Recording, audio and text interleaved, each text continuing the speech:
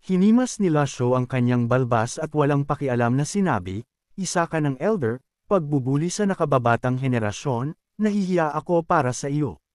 Nanahimik si Gang Yuando, binawi ang primal energy sa paligid ng kabaong at dahan-daang bumaba. Ang dating mapagmataas na siya ay tila sumuko na. Ang gayong aura ay malamang na mapipigilan lamang ng isang tulad ni Lasho. Hindi sinisira ni kapatid G ang kanyang salita, nagsalita si Gang Yuando. Nanatiling kalmado si Lasho, sa katunayan, hindi niya rin alam kung bakit siya nagkulong ng ganoon katagal. Kakaiba, parang ilang araw lamang ang lumipas hanggang sa damilat siya at biglang napagtanto na isang buwan na pala ang nakalipas. Hindi na niya pinagtuunan ng pansin ang paksang ito at sa halip ay kumuha ng isang mangkok ng alak, na tumitingin sa isa, "Balak mo bang magtago sa kabaong magpakailanman?" Pumuno sa hangin ang bango ng alak na umaakit kay Panlet Ian, na tumawa, "Hindi ko inaasahang makakatagpo ng kaparehong hilig. Kung alam ko lang, hinamon sana kita sa isang paligsahan sa pag-inom sa halip na isang duelo ng espada." Tunay ngang kasiyahan ng alak para sa kalooban. Mula pa noong sinaunang panahon, ang mga iskolar na bumibigkas ng tula at ang mga mandirigmang humahawak ng espada, ang alak ay palaging mahalaga. Humigop si Lasho ng alak, ang bango nito ay pumuno sa hangin, na nagpapakati sa panlasa ni Gang Yuando at Panlit Ian, dalawang mahilig sa alak. Hindi tuluyang nilunok ni Lasho ang alak, pinasasalamatan ito. Dahan-dahan siyang huminga palabas, at ang alak ay naging isang espada, na agad na nahati sa tatlong landas, na tumuturo diretso sa kabaong. Tatlong forceful energy ng espada ang direktang ipinako sa kabaong. Bulalas ni Huawu daw, "Halos nakalimutan ko na ang kahusayan ng Pavilion Lord sa swordsmanship." Noong araw, pinuri ni Luo Changqing ng Cloud Sect ang swordsmanship ni Yu Shangrong ng maraming beses sa publiko, ngunit hindi ba natutunan ni Yu Shangrong ang lahat mula sa Pavilion Lord? Kung ang disipulo ay ganoon kahusay, paano pa kaya ang master? Garalgal na sabi ni Gang Yuando, kahanga-hanga, kahanga-hanga. Ang ordinaryong mga master ng espada ay maaari lamang magtipon ng forceful energy, ngunit ang isang tunay na master ng espada ay maaaring gawing espada ang anumang bagay. Umiling si Lasho, "Mababang kasanayan, hindi karapat-dapat banggitin. Maaari mo sanang harangin ang galaw na ito." Naguguluhan ang madla, kung gayon, bakit hindi niya ito hinarang? Habang nagtataka ang lahat, sa isang kaluskos, biglang bumukas ang takip ng kabaong, at isang payat na braso ang lumabas. Ang forceful energy sa loob ng kabaong ay lumalabas, at sa wakas ay lumitaw si Gang Yuando sa harap ng lahat. Mukha siyang isang pininturahan na mamaye, gusot ang buhok at may balbas, ang kanyang katawan ay balot sa punit-punit na tela, ang kanyang mga braso ay marumi na parang ilang taon siyang nakahiwalay sa mundo. Ito ang resulta ng matagal na paninirahan sa isang kabaong. Karaniwan, ang isang cultivator na pumapasok sa Mystic Enlightening Realm ay mangangailangan ng mas kaunting pagkain. Ang mga nasa Brahmasi Realm ay maaaring kumain tuwing 3 hanggang 5 araw, at ang mga Divine Court Realm cultivator ay maaaring mabuhay sa pagkain isang beses bawat 10 hanggang 15 araw, na nakaabot na sa Nascent Divinity Tribulation Realm ay maaari nilang pakainin ang kanilang sarili sa primal energy mula sa langit at lupa. Gayunpaman, pagkatapos ng masyadong mahabang panahon, kailangan pa rin nilang dagdagan ng pagkain.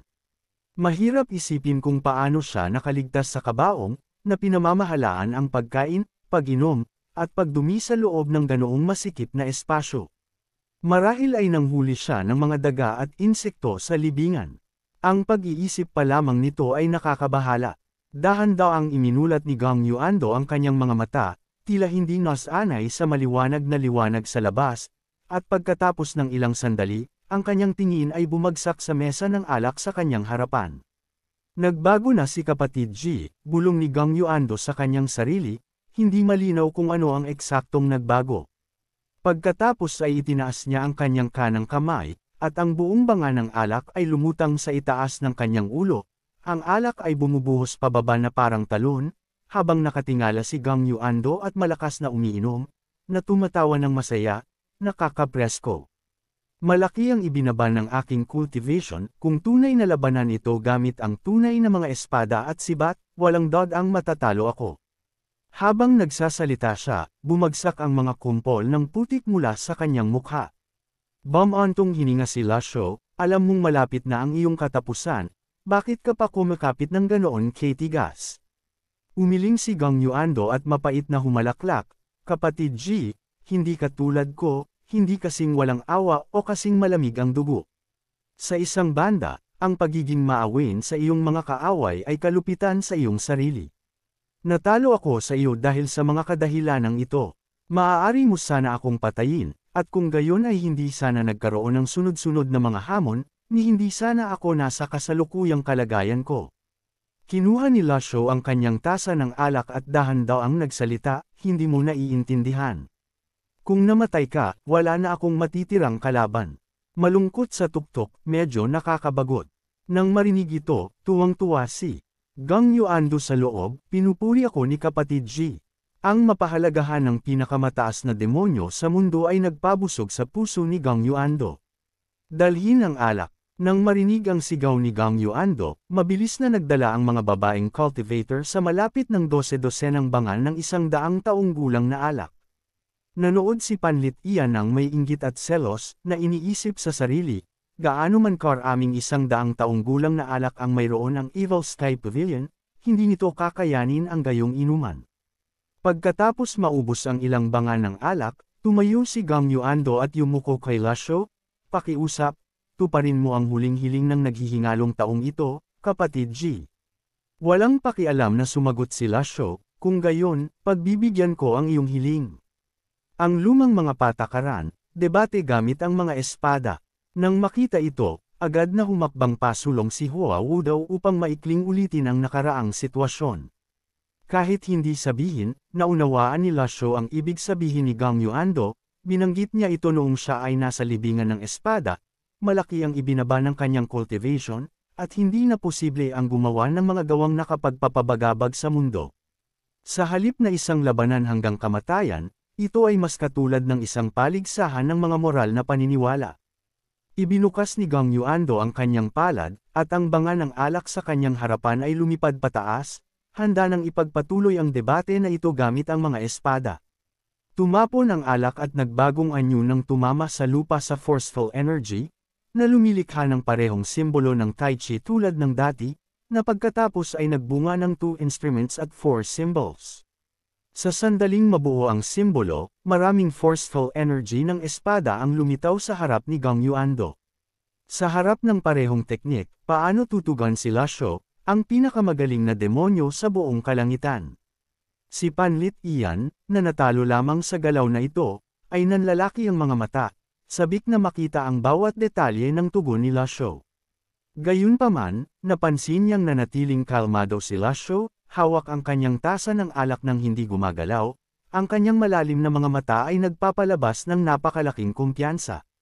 Kumpiyansa ba ito o pagmamataas? Sabay-sabay na lumipad ang ilang forceful energy ng espada patungo kay Lasho. Bigla, inihagis ni Lasho ang kanyang tasa ng alak, at habang umiikot ito, lumitaw ang isang simbolo ng Tai Chi. Sumimangot si Panlit Ian, na iniisip sa sarili, hindi mali ang aking paghuhusga. Habang hinaharangan ng simbolo ng Tai Chi ang mga forceful energy ng espada, bahagyang pumalakpak si Lasho, at sa isang snap, nabasag ang mga pattern ng array, nawala ang simbolo ng Tai Chi, at gayon din ang 4-symbol sword array. Ang tanging pagkakaiba ay sa pagkakataong ito ay wala nang natitirang forceful energy ng espada si Gang Yuando. Tumingin si Leng Luo kay Panlit Ian na may bahagyang ngiti, ang parehong teknik, kapag ginamit ng iba't ibang tao, ay nagreresulta sa gayong malaking pagkakaiba. Namula ang mukha ni Panlit Ian, at bumantong hininga siya, tigilan mo na ang panunukso sa akin. Nagtatakang tumingin si Pan Zong sa gitna, naabot na ang limitasyon ng Mystic Enlightening Realm, tila wala ng ibang galaw si Gang Yuando. Gayunpaman, umiling si Gang Yuando at malumanay na sinabi, sa galaw na ito, talo ako. Sa galaw na ito, ang 4 symbols array ay kumukonsumo ng mahigit 4 na beses na mas maraming enerhiya kaysa sa simbolo ng Tai Chi. Bagamat isang palad lamang ang ginamit ni kapatid G, ang kabuuang enerhiya na kanyang ginamit ay mas mababa kaysa sa akin. Sa pinakakaunting enerhiya, nagawa niya ang pinakamalaking kapangyarihan. Lubos akong kumbinsido. Tila walang pakialam si Lasho, hindi partikular na nag-aalala sa papuri ni Gang Yuando. Bahagi lamang ito ng karanasan at kaalaman sa swordsmanship na kanyang natipon sa loob ng maraming taon. Hindi lamang niya inaasahang gagamitin ito sa ganitong sitwasyon. Muli, dinurog ni Gang Yuando ang banga ng alak at iwinagayway ito sa hangin. Ang alak ay mabilis na bumubuo sa isang serye ng hindi regular na hugis na mga talim ng espada habang bumabagsak ito patungo kay Lasho. Hindi natinag si Lasho, biglang itinaas ang kanyang kanang kamay, isang alon ng primal energy ang bumulwak mula sa kanyang kamao, na kumakalat palabas. Ang mga talim ng espada ay agad na bumalik sa alak, na tumatapon sa lupa, habang pinananatili rin ng protection na forceful energy ni Lasho ang alak. Natapos ang isa pang galaw, at malinaw ang resulta. Kumaibot ang mga talukap ng mata ni Gang Yuando. Ang galaw na ito, na masusi niyang binuo sa loob ng maraming taon sa libingan ng espada, ay nagpabago sa lahat ng bagay sa mga espada, ngunit madaling nalutas ito ni Lasho. Ang kanyang swordsmanship, na hinasa sa loob ng daan-daang taon, ay walang kahirap-hirap na pinawalang bisa ng matandang demonyong si Lasho. Muling kumaibot ang mga talukap ng mata ni Gang Yuando, habang ang mga manunood sa malapit ay naiwang tulala. Maaari lamang nilang pagtibayin ang forceful energy, paano nila mababago ang alak sa forceful energy ng espada tulad ni Lasho. Tutal, ang alak ay hindi ordinaryong tubig. Nagpaliwanag si Leng Luo, ang forceful energy ay bumubuo ng isang guwang, na bumabalot sa alak. Nangangailangan ito ng napakataas na kontrol sa primal energy upang bumuo ng forceful energy, nang may sukdulang katumpakan. Karaniwang inaatake ng mga cultivator ang kanilang mga kalaban gamit ang mga makalangit na armas sa pamamagitan ng pagbabalot sa kanilang sarili o sa armas ng forceful energy upang lumikha ng isang malakas na puwersa. Ang mga sangkap tulad ng tubig na dumadaloy, na walang katigasan, ay hindi maaaring magdulot ng malaking pinsala, kaya walang cultivator ang karaniwang magtutuon ng pansin sa aspektong ito. Hindi inaasahan, madali itong nagawa ni Gang Yuando, at mas hindi inaasahan, madali itong nalutas ng Pavilion Lord. Ang ikatlong galaw, sabi ni Gang Yuando, na humahakbang paatras ng ilang hakbang, nakabuka ang kanyang mga braso, habang ilang forceful energy ng espada ang biglang lumitaw sa paligid niya. Nakita ito ni CIU Honor at sumimangot. Hindi ba't sabi nila ang Mystic Enlightening Realm ay maaari lamang magpanatili ng dalawang forceful energy ng espada? Tinaasa ni Gang Yuando ang kanyang kilay, bata, sino ang nagsabi sa iyo na hindi ito dalawang forceful energy ng espada? Pagkasabi niya nito, nagsimulang umikot sa paligid ni Gang Yuando ang mga forceful energy ng espada. Sa masusing pagtingin, ang mga forceful energy ng espada ay kasenipis ng maliliit na daliri, at patuloy silang nahahati at lumiliit. Hati sila mula sa isa patungo sa dalawa, dalawa patungo sa apat, bawat paghahati ay humahati sa kanilang laki habang damadami ang kanilang bilang. Umiling si Leng Luo, palagi kong pinaniniwalaan na ang halaga ng mga tropa ay nasa kanilang kalidad, hindi sa dami. Walang kabuluhan ang pagpaparami, hindi sumang-ayon si Gang Yuando, na humalaklak, sa dami, mayroong porma sayon. Sa sumunod na segundo, hindi mabilang na forceful energy ng espada, na parang mga gintong karayom, ang bumuo ng isang porma sayon ng espada. Lampas ito sa kanilang pag-unawa sa Mystic Enlightening Realm. Mahigpit na pagsasalita, hindi ito isang porma sayon ng espada na maaaring isagawa ng isang Mystic Enlightening Realm cultivator. Tutal, ang mga pananaw, karanasan, kadalubhasaan, at kontrol ni Gang Yuando ay nasa pinakamataas na antas. Ang forceful energy ng espada ay bumuo ng isang konektadong Big Dipper, na siksik na nagpapalabas ng mahinang gintong liwanag. Ang porma sayon ng espada na ito ay isang bagay na natutunan ko mula sa pagmamasid sa 7 Absolute Array araw at gabi sa libingan ng espada. Nagtataka ako kung mababasag ito ni kapatid G.